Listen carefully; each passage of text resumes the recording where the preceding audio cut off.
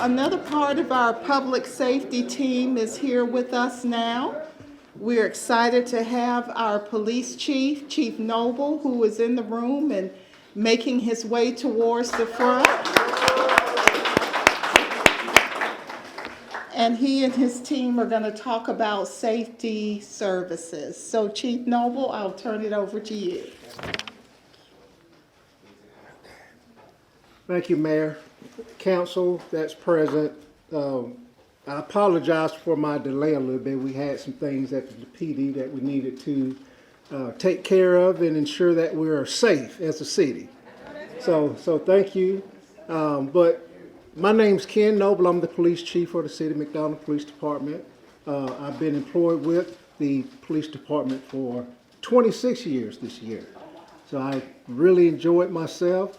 I came through the ranks as a patrol officer, and when I was hired, I didn't think one day I'll be standing before you as a police chief.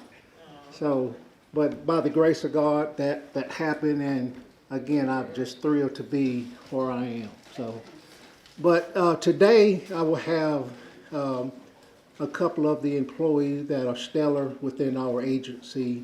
They do a tremendous job. We have a new initiative.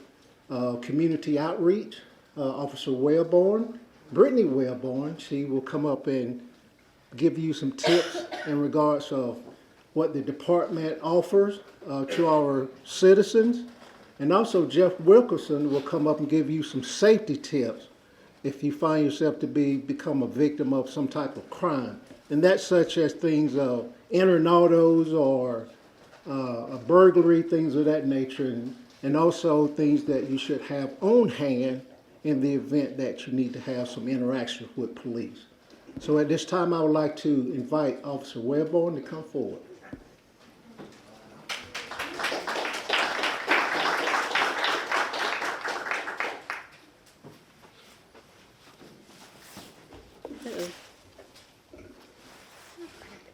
Let me be a gentleman here. Yeah, okay.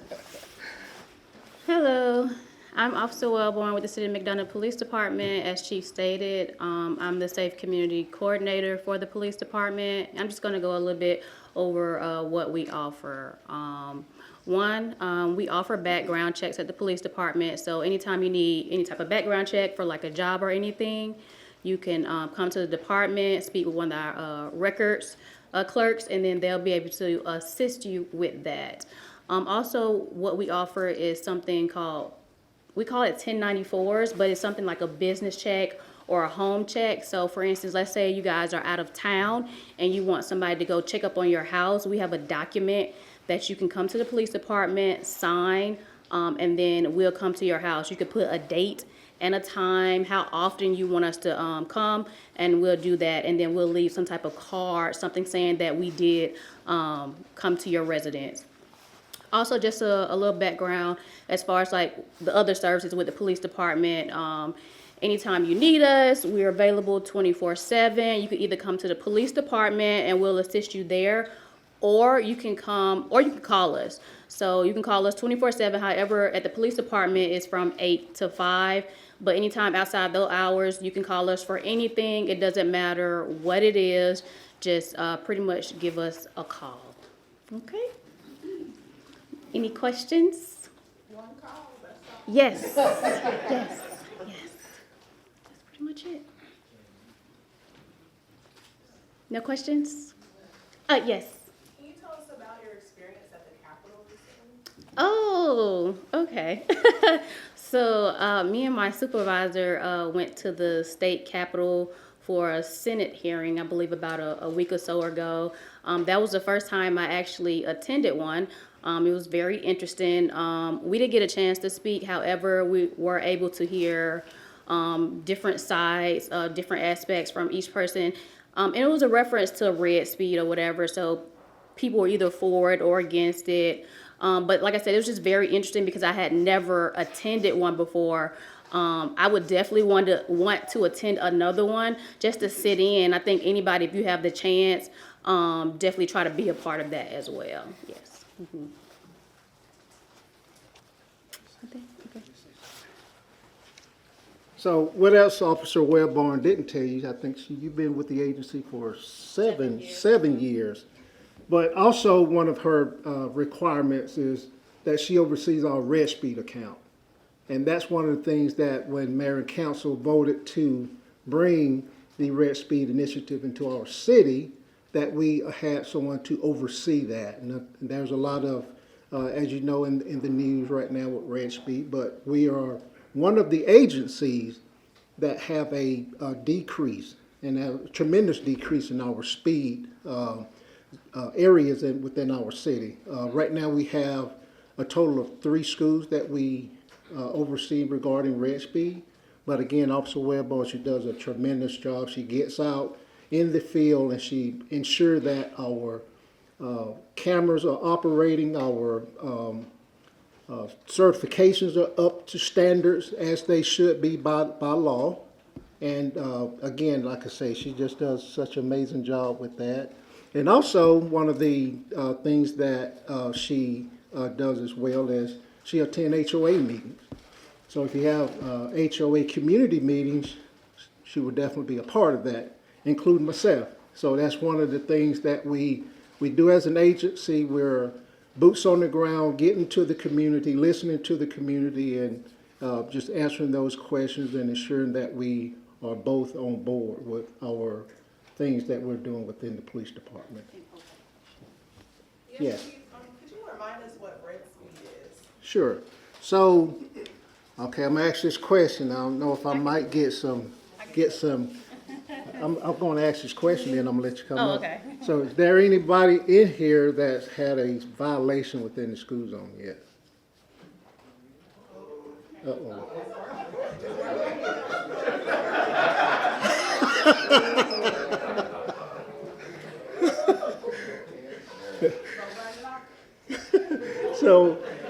So on our Facebook page, for me, and this is personal for me, I don't have social media, but social media is the way that we communicate as citizens, as government entities. We do have somebody within the organization that oversees our Facebook page account. But on that account, there are instructions regarding red speed and what to do. And if you like to contest that ticket, you can call into the agency, and this is who you will speak to, Officer Wellborn. She has instructions on what needs to happen. She has it listed out in a booklet that she can show you what we're doing. Okay, so if there's any discrepancies or anything of that nature, we can definitely deal with that at that time. Any other question? My question actually was going to go to the citizen involvement. I know that the police officers can't be everywhere at the same time, so it requires some HOAs and some neighborhood participation. Can you guys come to the associations and help the neighborhoods understand how to establish a neighborhood crime watch? Absolutely. We do have instructions on establishing neighborhood watch programs. There are steps that's required of the community. But again, with neighborhood watch, a lot of people feel that the police should monitor that. It's not a initiative by the police department. It's to help you set up that program and to help you get through it. And we can be a liaison from the community up through our city leaders. So yes, that is something that we do. Any other questions? Yes, sir. Well, thank you. On behalf of the folks on Penhorn Drive, thank you for doing that to the job. Question is, at the police station, I saw a flyer that said that we had firearm discharge detection devices. I don't know if that's the correct phrase. That is a phrase where it can be more understood by citizens. Differentiated. Yes, sir. So I'm sorry, go ahead. Say again? Where are the devices? So we are in the process now of that implementation, having conversations with the neighborhoods. You know, hey, we would like to come into your your community, and we would like to install these devices. So at the present moment, we're having those conversations. We want to be out in front of this initiative that's voted on by mayor and council to ensure that everybody understands what that device is that's going into your neighborhood. So understanding before the implementation is something that's key, and we are in the process again with mayor and city leadership to ensure that our citizens know what we're doing. Will it be common knowledge as to where they are? Yes. Yes, sir. Yes, ma'am. Now, this is a question regarding the red speed. Could you explain for those that are not familiar with the process, and familiar with, you know, when and how and where you would get a red speed ticket or whatever? You want to talk? Okay. All right, so red speed are our school zone detection devices. We have them in 3 school zones, off of Thomason Street, McDonough Parkway, and Postmaster Drive. So pretty much if you drive 11 miles per hour over the speed limit, you will get a ticket. Tickets are issued 1 hour before school starts, the entire school day, and 1 hour after school ends. So for instance, on McDonough Parkway, from 7 to 8, the lights are flashing, which indicates that the speed limit has been reduced to 25 miles per hour. So if you drive 11 miles per hour over the speed limit, that'll be 36 and over, then it's going to take a picture of the tag and generate a ticket. And then during the other time, it'll be 35 miles per hour. So that means you have to go 46 and over. So the thing is, if you drive 11 miles per hour over the speed limit in any of the school zone, it's going to take a picture of the tag and generate a citation. In any instance where you feel like you want to contest a citation, you can either contact Red Speed or you can contact me at the police department, and I can either set you up for a court date. Also, if you do not contest the ticket and you don't say anything, then a registration hold will be placed on your vehicle tag, and you won't be able to renew it until you pay the ticket. So the thing is, you have to say something, and they give you up to 90 days to pretty much say something, because they're going to send out 3 tickets. The first one, 30 days, second one, 30 days, the last one, and final is 30 days. So you have to say something by that final ticket, so you won't have that hold on your vehicle. That's your question? Okay. So I'm going to break this down in so many words, okay, so we understand it a little bit more, okay? It's an hour before school starts. It's when it goes into effect. And an hour after school ends for the day, when those lights are flashing, okay? That's before school starts, it's flashing, okay? And it goes from, in different schools, there are different start times, okay? And drop-off times. So that's when the lights flash. Once those lights go, they turn off, it goes back to the original speed of the roadway, which in the city is 35 miles per hour. Now, our cameras run while the child is in school. So guess what? You can get a ticket at 10 o'clock a.m. So if you're going 35 in state law, where we give you 15 over what the posted speed limit, anything over 50.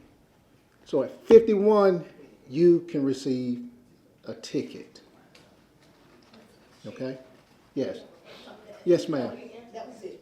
Okay? So that's where a lot of misconception comes in, that people say, oh, school was in and I received a ticket. Well, you go back and look at the time when you received that ticket. Now, and we do a great job. Again, I continue to give Officer Wellborn kudos in regards to this. When school starts, school ends. When school ends, we do not ticket you through Red Speed. You will not receive a ticket because school is not in. Our kids are not in school. They're not in the classroom. It's only when the kids are in the classroom. Yes, sir.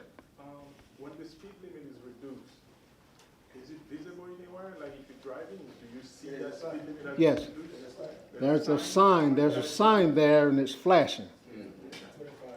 That's what it means. I haven't seen it, but I'll look We have it. I'll look for it. Yeah. Now let me ask this: if you received, was it in the city limit? No, I'm just asking in general. Okay, yes, it's posted. Yes, sir, it's posted. Yes, and our lights do flash. Yes, sir. Does the city have access to mobile speed detection devices? You know, you see them on the side of the road, it says your speed is X. So we have portable speed detection devices. Let's say a citizen calls in and say there's a lot of speeding on the roadway that I live. So we can come out, we can put up a speeding device, and then what it does is captures those speed limits for a certain time period.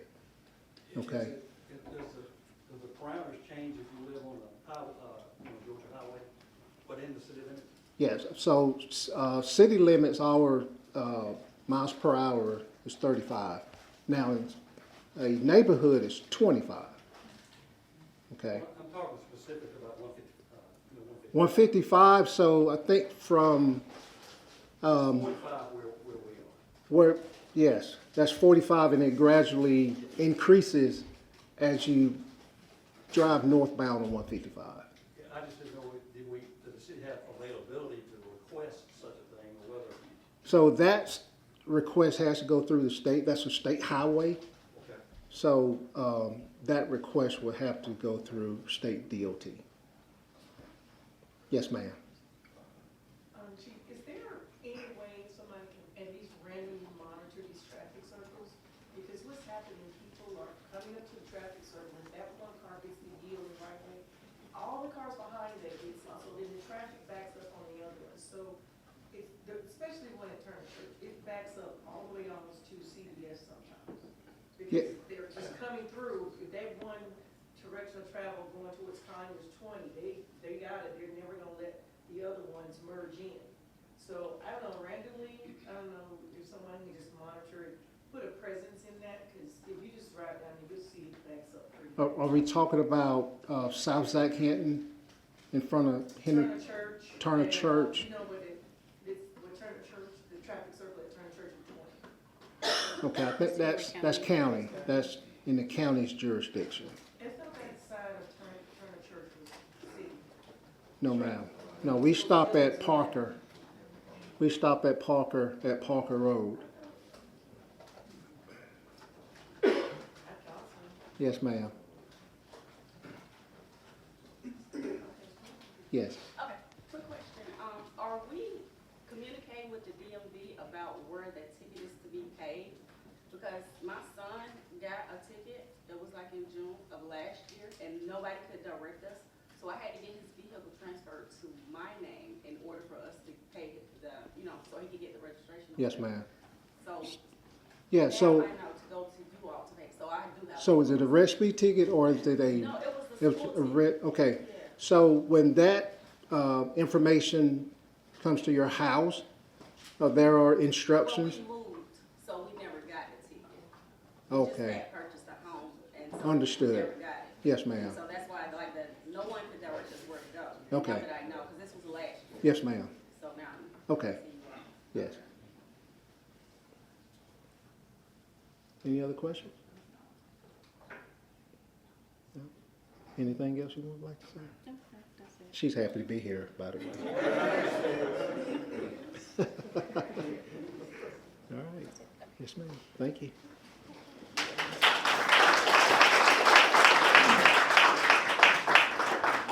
So this gentleman that we're bringing up next is Jeff Wilkerson. He's our expert crime scene technician.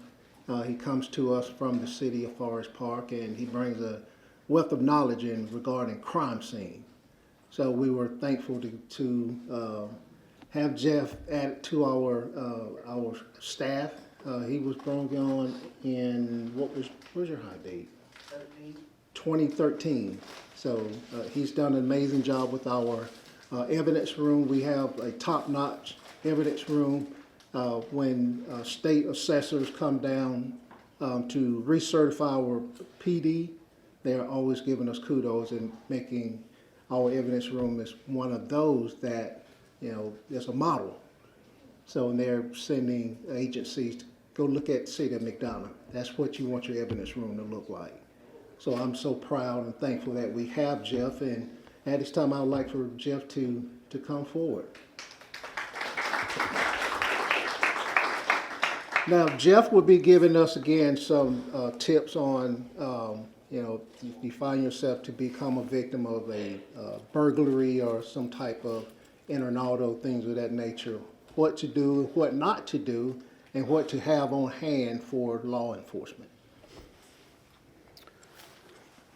How y'all doing? Did y'all get enough to eat? I think they got a few more boxes back there.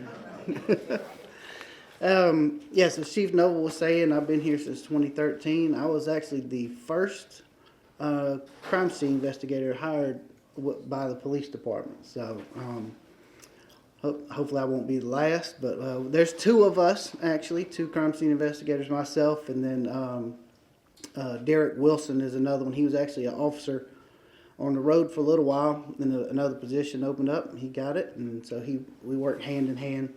We're on call every other week, so I take a week, and then he's on call, and then I take a week, and then he's on call. So we're available day and night for if anything happens and we're needed for anything. How many business owners do we have? Do we have any business owners in here? Is it a retail space, or is it like, basically what I'm getting at, there are things that you can do as a business owner that will help us should you become a victim. One of the most important things is keep a clean business, also a clean home. If your home and your business is clean, and a criminal decides to invade that area and they don't have gloves on or things like that, it's a lot easier to leave a fingerprint on something that's clean. If you come and look at this podium up here, there are fingerprints all over it. And I mean, mine are on top of the Chiefs and the Chiefs on, and it looks like nothing. Right. If that's just simple things that we can do as homeowners, as business owners, and it's things that we don't really think about. I know my house, I have a handful of kids. The mayor knows this. She's seen them several times. It's always messy. But if you can keep your house clean, and especially entrances and exits, like windows and not necessarily doorknobs, because it's actually pretty hard to get a fingerprint off a doorknob because everybody touches it. And who wipes their doorknobs off every time they go in? But who has security systems or cameras at their home or business? Do they work? Is something recording it? Is it going to a database or your phone or something like that? That is very important, and we see it more times than not. That yes, they have a camera, but it wasn't working. Yes, we have a system, but I don't know how to get it off of there. Know your systems. Know how to obtain a system. I personally, at my house, I have Ring, and it's $10 a month for monitoring. I think I have 4 cameras at my house, including the doorbell, and it just goes to a cloud, and you can pull up a video from any time of day or any time something happens, and that really helps when the first responding officers get there, when I get there, when detectives get there. It helps us to know where to focus our attention when we can see video that is available. I know a lot of businesses, especially if they're a commercially owned business, will have, they may not have access right then and there to get video. They may have to go through a corporate office or something like that. But if it's privately owned, like you guys own your own things, just make sure they work and check up on it often, because you'd hate for it to be, oh man, I forgot to look at it this month and see if it even worked. I haven't got an alert on my phone in X amount of days or weeks, and then something happens and you realize that whatever, a battery is dead, or something came unplugged or something. I mean, little things like that happen. Enter and autos. Chief mentioned enter and autos. Has anybody ever had their car broke into? I'm sure you've known somebody had their car broke into. Just little things that we see all the time is a lot of times folks will just go walking through neighborhoods and they will just grab your door handle. If the door opens, they're going to go in your car. If the door doesn't open, they're going to go on to the next thing. And on the other hand, if they're going through and the door doesn't open and they don't see anything in your car, they're also going to leave your car alone.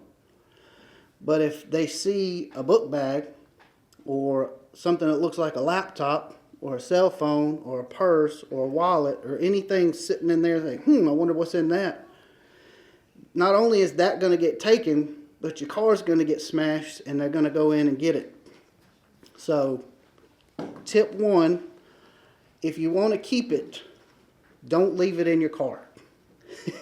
Please, please, please do not leave a gun in your car, ever. When you get home, take it inside with you and put it in a safe place. When you go to work, take it to work with you and put it in a safe place. Don't leave it in the car. That's the way that a lot of these crimes and shootings happen, is the gun that they had was stolen. And a lot of times it comes back stolen out of somebody's car. And those types of things. If you don't have anything in your car and you're not worried about anybody breaking into it, or if you don't have anything that's going to be stolen out of it, leave it unlocked in your driveway. Because, yes, you never want people messing with your stuff no matter what it is. But if they can just open the door and pull your stuff out of the glove box that's not important, that's a lot better than somebody missing your wallet, credit cards, keys to the house, all kinds of more valuable things like that. And your car's not busted up. If you do see that you have been a victim of a burglary or your car's broken into, try your best not to touch anything. Because, like I said, we don't know if they've had gloves on or if they've somehow contributed any of their personal DNA, fingerprints, evidence to the scene. Because if they have, and then, we go around messing with it as homeowners and stuff like that, then we realize, oh, shoot. Then you got to remember, well, I touched this and I touched that, but they might have touched this and they might have touched that. So try not to mess with it if you think you've become a victim of a crime. But we don't want to be a victim, so we want to try to take those steps ahead of time.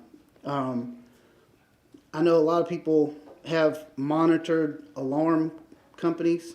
If you have stickers that you can put on your door or the little signs you can put next to your walkways or driveways, put those out too, because those can act as deterrents. If they see that, there's an alarm here, I'm not going to mess with this place. And talk to your neighbors too. We were talking about neighborhood watches. Pass on this kind of information at those neighborhood watches. Make sure that your neighbor who's got cameras, they're working too. So if they do something at your house and maybe they ran across the neighbor's yard, there might be better footage from another neighbor's house or something. So get to know your neighbors and make sure that their stuff's working just like you're monitoring your things too. There was something else I was gonna say. Let me just Yeah, add on it just a little bit more. So we're talking about neighborhoods. So everybody here knows somebody they know their neighborhood that's always looking out the window. Okay? That's the lady or gentleman that you want to get to know. Because she's going to tell you who's by your house and what time and what day it was. Those are great neighbors. Okay? That person needs to be on the community initiative within that neighborhood. Okay? But get to know them. Okay? And if you live in the city, if you're thinking about starting up an HOA, definitely reach out to the police department. We are excited to be a part of that initiative to help to grow and to keep communities safe. That's what we do each and every day. Okay? So one other little thing I'd like to talk about is people go now, obviously you can buy a flat screen TV, look at landscaping, because landscaping is a way that I depress and I love to work in my yard, okay? But I see shrubs taller than I am. Cut those shrubs back, because what can a criminal do? Stand behind, he can hide, okay?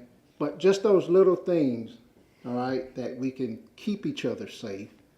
Okay, if you see a weird car or some activity going on in someone's residence and they may not be at home, say something. Say something. We have to work together, law enforcement and community. We're going to keep McDonough safe. We have to work together. Okay, any other questions regarding safety? I got one. Yes, sir. It seems like, I don't live in the city limits, I live in Henry County, but it seems like they sent me something asking my permission to access my Ring cameras. Is that?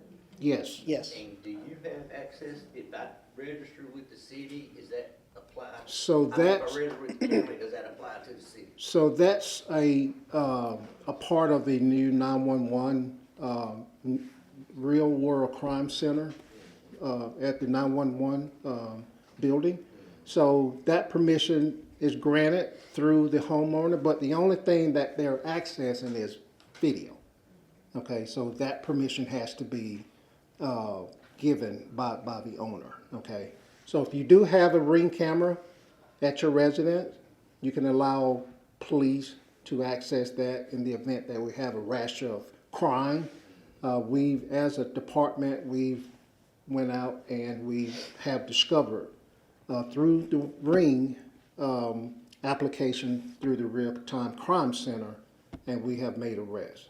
Okay, and one other thing that I can say, and I speak highly about, and I'm so excited, is that within our city we had a large number of entering autos. Okay, we have a tremendous decrease. We've came together as staff. We've created a division where they go out and that's what they're looking for. People out walking around 1 o'clock in the morning. Normally people are not walking around with all black on at 1 o'clock in the morning, okay? But we are utilizing our state laws, we are utilizing our city ordinances, and we are doing the paperwork, okay? So, but we do have a tremendous decrease in entering auto. But again, do not leave valuables in your car, okay? We are seeing guns being stolen. We're seeing laptops being stolen. Do not leave valuables inside your vehicle. Yes, ma'am. So Chief, we did share a few years back what Director Billy was talking about regarding sharing your Ring camera footage. So the city has actively obtained that information, but just for clarification, what he received from the county is not cross-shared No. with McDonough, No. correct? No, that is correct. If you wanted to share your information Yes. as a McDonough resident, then we would have to use our platform, correct? Yes, Okay. that is correct. Thank you. Yes, sir. Yes, ma'am.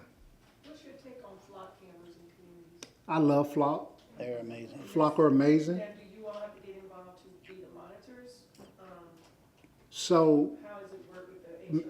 yes, so Mayor and Council just passed an initiative, and I mean, it's going to be really robust. We'll have coverage on our city square. We'll have coverage at major intersections, gunshot detector devices. They are also in that implementation. So, yes, we do have investigators and also Wilkerson. He can look into those areas of crimes of opportunity. We apprehended a murder suspect utilizing Flock. So we do have those success stories. So the older communities that don't have it, you recommend that they correlate with you all to get them? Or how would that work? So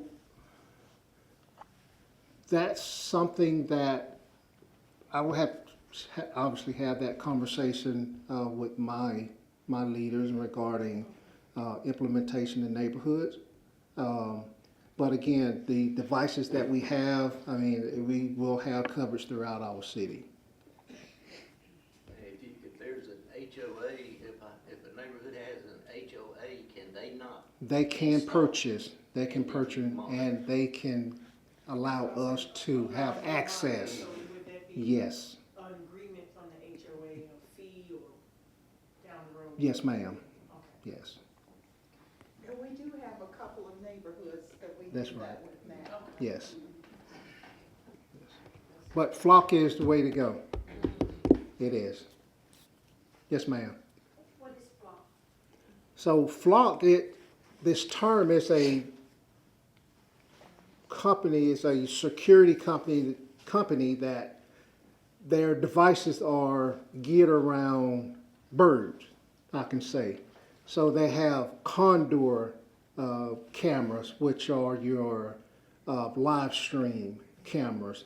They have, gosh man, what was the other one? Raven. Raven, yes. Raven is shot detection. The shot detection, right. So, but the whole thing is more for oversight, and that's what a bird does. It's more of that, just put it in more perspective that way. So, but flock has been around for a while. They are increasingly making their technology world better. We just had Zoom call yesterday regarding the implementation here in the city, just to ensure that we're on the right path, what we're seeing and what they can do to help. So they're a tremendous organization that, you know, want to keep cities and counties safe. Yes, ma'am. How are you controlling the homelessness here in the city? So that's a topic that we talk about every day. As far as police, what we're doing, we're trying to connect those resources. We do have packets that we can offer homeless, but you know, it's a topic that's touchy. It's a topic that there's a lot of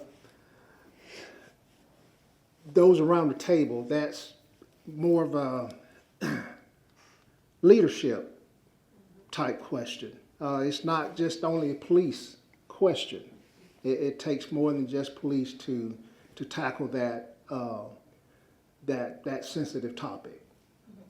I'm just thinking about when they are in areas they shouldn't be. Yes, ma'am. Come out and Yes. try to resolve that. Yes, ma'am. And directions from myself to my officers is to educate first. We not just want to come out and the first thing we do is put handcuffs on someone. We would like to come out and educate you why you should not be there. Now, it could be on the other side where you're being aggressive. So mayor and council has implemented a ordinance that could land you a citation or you could be placed under arrest. But aggressive panhandle is something that we will not tolerate within our cities. But again, we would like to come out and we would like to educate you, and you know, you don't need to be where you are. I want to tag team on what Chief just said, because the education piece also involves a partnership that we have with Connecting Henry. So when they're going out, sometimes in our parks, and they Yes. see that people are homeless there, they're being redirected to Connecting Henry, where we provide them a place to stay. We provided funding through our ARPA grant, and that is specifically a program that assists the homeless population. Right. We're tracking it, we're trying to see where folks are coming from. It's not just McDonough residents, but there are Right. people that are coming from other states that are migrating from Atlanta down I-75. So the biggest thing that we're trying to do is break down the barriers and have multi-conversations, interagency conversations, including with the faith community as well. Right. Yes. Yes, ma'am. I'm glad the mayor mentioned that. I went down to the city of Atlanta, and they have the best program, like what you're saying. It was a community event, and so they had a booth set up where Mayor Kasim Reed, I think he was the person that started this. But so the police won't be so inundated with so many issues. They have a number that residents can call, so if there is a homeless person that's in need, they do like what you're saying, they'll connect to that Yes. resource, and they will come out Right. and assist. So I would love for you guys some kind of way to Sure. look at that system that they have, because they have people right then and there, you know, if they see somebody in distress, call that number and they come right out. Right. So that the police won't be so, because you're not there to try to do everything. Correct. So he came up with that system, like what you're saying, and it is the best system. They were explaining it to us, and I said, wow. Well, they coordinate with local churches and other Right. charities and Yeah, things they like had that. all these- It was And at it, church where I was at. right, it allows more people within the community to be hands-on, so it And frees, that's how this is set up. right, exactly. So I just would love for you all, Mayor, you know, your council people to just really ask them to kind of show you what they have put in place, because it's awesome. Yes. Thank you. Any other questions? I Yes, have a ma'am. question, but I will just say, the city of McDonough does have a Health and Human Services Department, and they are also affiliated with Connecting Henry. And a lot of times, officers will utilize their services in the Yes. same facet. So something like that is going on here in the city of McDonough. Yes, I have a ma'am. question. Did I hear you, sir, mention something about that if we don't have any valuables in our vehicles, that we should keep them unlocked? Did I hear you say something like that? A lot of times, yes, and the only reason is if you don't want your window smashed. Because if it's locked and they just want to get in bad enough, they're going to smash your windows. So it's a personal choice. Like I said, I don't want anybody messing with my stuff, regardless of, you know, what's in it or anything. I don't want a stranger getting in my car without my permission. But my truck is parked in my driveway, and I ain't got nothing in it that I don't care if you have, and I leave it unlocked. I don't want my windows smashed. I don't have the best insurance for my car, and I can't afford to pay the co-pays for those kinds of things, and, you know, the deductibles to get that stuff kind of fixed. So it's a personal choice. I'd say if you feel comfortable leaving it unlocked and you know you have nothing of value in the car, leave it unlocked. Because, you know, really, it's not a big deal if they pull it and it opens and then they don't find anything. It is a big deal if they pull it, it doesn't open, they smash the window anyway, and then they still don't find anything, you know, or they do find anything. Either way, you got two problems on your hand. You got to get a window fixed. They think the more likelihood of them finding a gun being in a truck. Yes, that is more common. That is right. They will smash a truck before a car to try to find a gun if all they're looking for is a gun. That's just a more common thing. Make sure you know your serial numbers for your guns, for your anything of value in your house or your car. Know your serial numbers, model numbers. Get good descriptions of your valuable jewelry, things like that. If you got a ring or a bracelet or a necklace or something, describe it. Make a list of it. If you notice that those types of things are gone, should you become a victim, then you can hand that over to the officer or the detective or one of us, and then we have a list. So if these things start showing up in other places like pawn shops, then we can say, all right, who turned that in? All right, this is the guy that did that, and we can go, you know, talk to those kind of folks. But make sure you know what you have, keep record of it, and if it should come missing, you know, you can let us know. Oh, one more thing about that. Back on the red speed thing. Yes. And it's funny because I was just sitting there. You didn't get a ticket, did you? No. Red speed is not going to text you and tell you have a traffic violation. But I just got a text that says you have an unpaid balance for a traffic ticket. That is a scam. That's a scam. Ask Brian. It's just like clicking the wrong thing on an email. You don't want to do it. So we're not going to notify you by phone for things like that. Just like the IRS is not going to call you, they're going to send you a letter first. It's that type of thing. So Let me speak on that. That's a good point. So I've known a lady, she's now She passed away this past December, but she was 80 years old, younger. Okay, so she called me. She said, "Chief, I feel a certain way about an incident that just happened to me." So she starts to explain this incident. And the details regarding this incident was that she received a call, and this person on the other line stated that her grandson, she has a grandson, was incarcerated, and that she needed to bring money for, or pay money for bail. And I'm not talking just a couple of hundreds of dollars, it's a couple of thousands of dollars. And that she needed to cash app or go to the Publix and get this card, a green card, a green dot card, and send this card. And you can send it via internet. You know, this person has access to this card, okay? The numbers and also the PIN. Well, she does that. This person turns around the following day and says, well, now we've noticed that the bond has increased. You need to bring, you need $10,000. What does she do? And her husband, by the way, is deceased. What does she do? She goes to the bank. She withdraws $10,000. She goes home. And the instructions to her was that this person was going to come to the house. What did this person do? Showed up at her doorstep.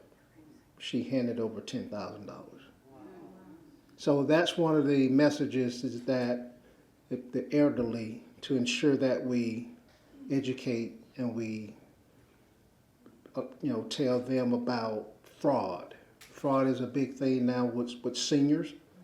We do have educational pamphlets that we hand out at Neighborhood Watch community meetings regarding fraud. So always be mindful of fraud. People are scamming. They're coming up with different things each and every day. We see it.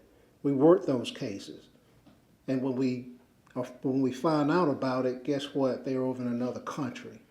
It's impossible for McDonough police detectives to go to Haiti or go to Germany. That's virtually impossible. So be mindful of who you're speaking with regarding finances and things of that nature. Any questions about fraud?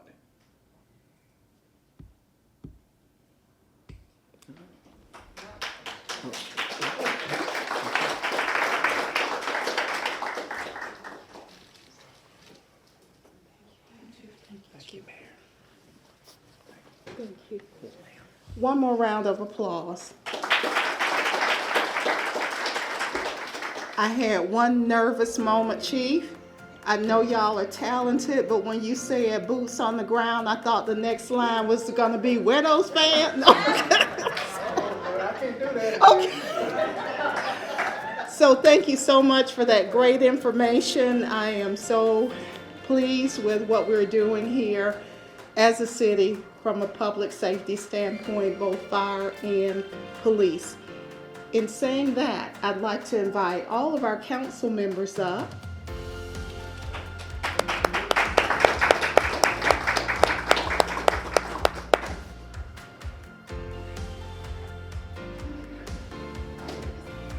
If you would kindly just share, and we'll go in order of arrival.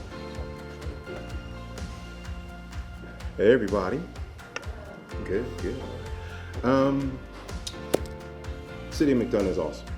I really love serving here. One of the best parts of it is getting to go and just talk and listen to the people, all the different diverse people that live here.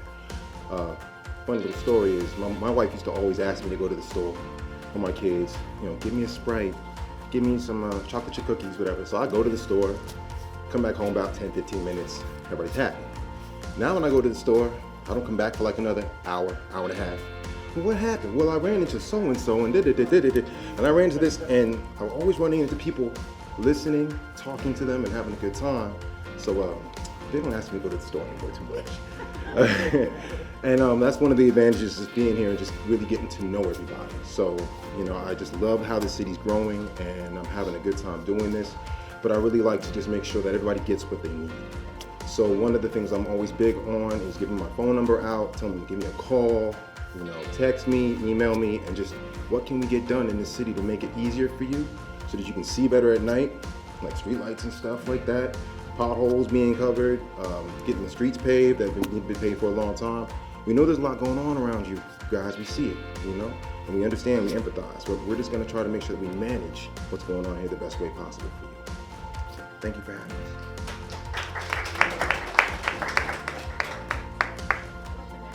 Oh, I'm sorry. I am Councilman Jamal Burt, District 2. Okay. And I'm Councilman Darrell Payton, at large. I really enjoyed you guys coming out. The crowd was much bigger. I guess people got to go back to work and stuff. But this Cities Week, this is a big event. And this is my second Cities Week. I'm just now understanding, you know, how much it means to everyone. And I'm just glad to be your city councilman. Thank you. Good afternoon, everyone. I am Councilwoman Vanessa Thomas, City of McDonough at large. Daryl and I both share the same position. Just want to thank you all for coming out here today. And we have other activities going on throughout the week that we'd love for you to be a part of. Do want to mention something to you that I don't know if you're aware or not, but I was not aware until I found out later. But as Mr.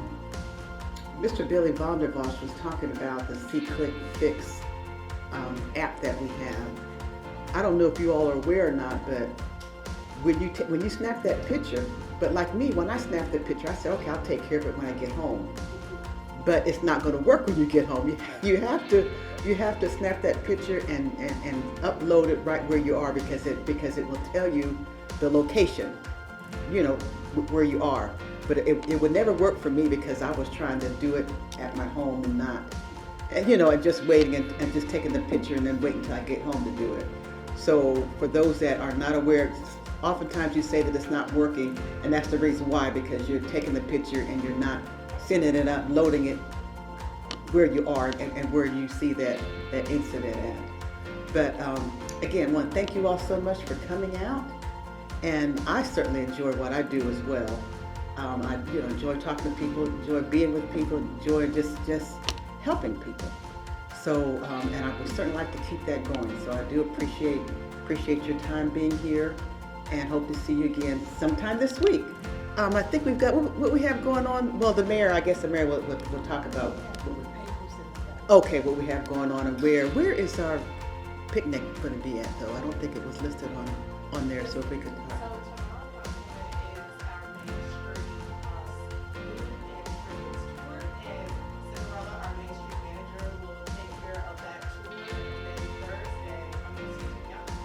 Thursday. Yeah. Thursday, we are doing an unveiling for a playhouse that was built by Leadership Henry. And then Friday, what you're asking about, is on the grounds of Fire Station 51, which will be our traditional cookout that's held on the square. But since we're doing some beautification, we just moved to the fire station. So that's where we'll be right next to it, having our cookout. Great. Thank you for that information. I always like to grab this mag. I do for purpose. Thank you, all our officers, police officers, public work, for sharing today. And thank all the citizens that came out today to learn a lot. It is very important that we come and learn. What I like, what I do all the young people, I make sure they listen. I ask a question, did you hear me? Did you hear me? You got to do that for our young people. Make sure our young people stay involved. It's happened for me to be a part of a Georgia City Week for how many years? A long time. I was actually in Savannah, Georgia, when it first started. I got excited. I've been excited all the time ever since then. And my thing is, like I told a young man sitting over there last night, stay focused. Stay focused. Listen and learn.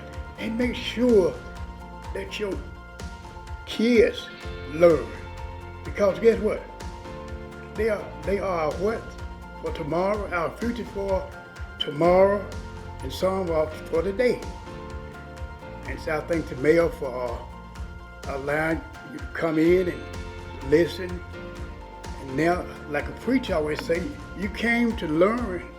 Now you heard it. Then what you gonna do with it? You got to go into what? Y'all can talk back to me. It says you got to go back into the world and the community. You done do the work. Because if you come to learn all the time, even in school, what you gonna do with it? You gonna take it out. All right? That's just me. I'm gonna preach it, then I want you to make sure you get it. Thank you.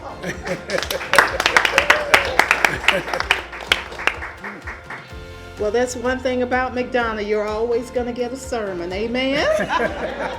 So again, we're so happy that you all joined us on today. Thank you very much. I want to give a shout out to our IT department. Part of our public relations team is here. Shout out to them as well. And we want to thank you. Please continue to engage with the city of McDonough. We are here because of you, and we are here for you. So have an amazing day. I'm sorry. Oh, yes. Stand up again, Cinderella. So we want to thank Main Street for their hard work on preparing the breakfast for this morning. We're doing a lot of things in a lot of different spaces. So please forgive me. Everything you touch becomes magical. I guess that goes along with the name Cinderella. So we appreciate you, all that you do. Thank you for all of the work in preparing for our citizens.